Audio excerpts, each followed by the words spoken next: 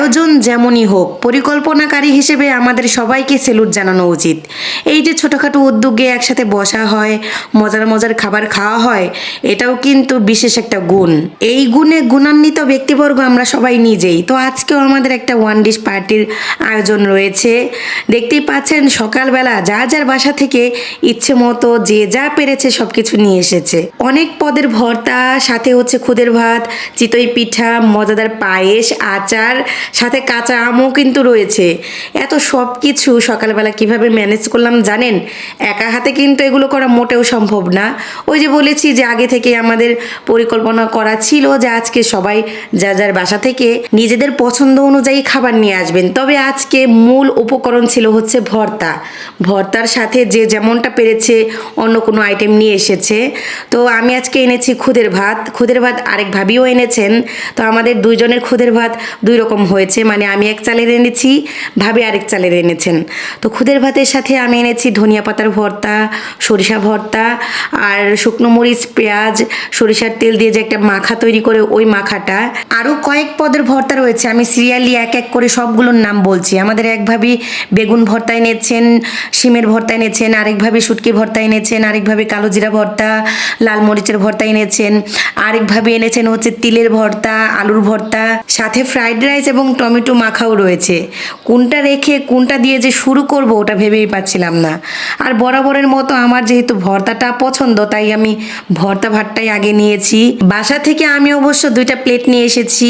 এরপরেও যে বক্সগুলো ফাঁকা রয়েছে ওগুলোর মধ্যে সবাই খেতে বসে পড়েছি। এছাড়া এক্সট্রা হিসেবে ওয়ান টাইম বক্সও আনা হয়েছে। এত এত ভর্তা আনা হয়েছে যে 1-2 পদের ভর্তার নাম মনে হয় আমি বলতেও ভুলে গিয়েছি। আমার খুদের ভাত এবং ভর্তার প্লেট কিন্তু এখন আমার হাতে এসে পৌঁছায়নি, কারণ আমার এক ভাবি খুব সুন্দর করে চারপাশে ভর্তা দিয়ে আমার প্লেটটা সাজিয়ে দিচ্ছেন। ভাবিকে অসংখ্য ধন্যবাদ। সবাই মোটামুটি খাওয়া শুরু করে দিয়েছে, এদিকে আমি অপেক্ষা করছি ওই যে আমার প্লেটটা সাজানো হচ্ছে কখন ওটা আমার সামনে আসবে। এই ভর্তা ভাত খাওয়ার কি আর তর্স হয়? তো অবশেষে আমার হাতে আমার সাজানো গোছানো প্লেটটা এসে পৌঁছেছে। এত সুন্দর করে ভাবি এতগুলো ভর্তা দিয়ে সাজিয়েছেন, মাশাল্লাহ দেখতে এত সুন্দর লাগছে।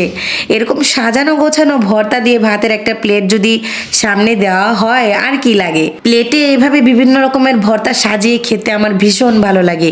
যদিও আমি তেমনটা করতে পারি না, মানে আমি রান্না করতে জানি বা অন্যান্য আইটেম তৈরি করতে পারবো, কিন্তু প্লেটে সার্ভ করতে আমার খুব আলসামো লাগে। বিসমিল্লাহ বলে খাওয়া শুরু করে দিলাম। আজকে খুব সুন্দর করে সবগুলো ভাত খেয়ে নিব।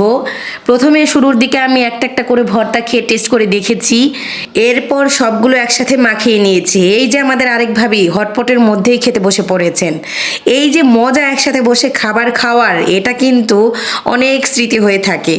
এখন যেভাবে খাচ্ছি আগামী 10 বছর পর এই কথাগুলোই মনে পড়বে যে ইস, সেই সময়টা কত মধুর ছিল। সব ভাবিরা মিলে একত্রে বসে কত রকমের খাবার খেতাম, কত আনন্দ করতাম, কত গল্প করতাম, কত হাসাহাসি করতাম। এতগুলো ভর্তা আইটেম দিয়ে ভাত খাওয়া শেষে এক ভাবির হাতের পায়েস খেয়ে নিয়েছি, এবার আচার খাচ্ছি। সবশেষে আমাদের আরেক ভাবির আনা কাঁচা আম খেয়ে আজকের ওয়ান ডিশ পার্টির আয়োজনটা শেষ করলাম।